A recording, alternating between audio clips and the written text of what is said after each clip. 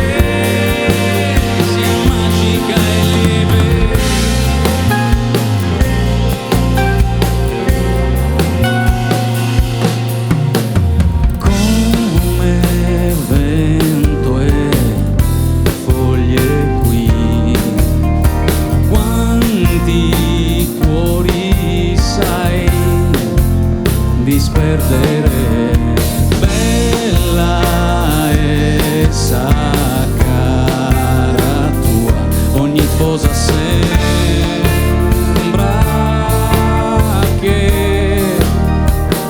sembra che assomigli a me.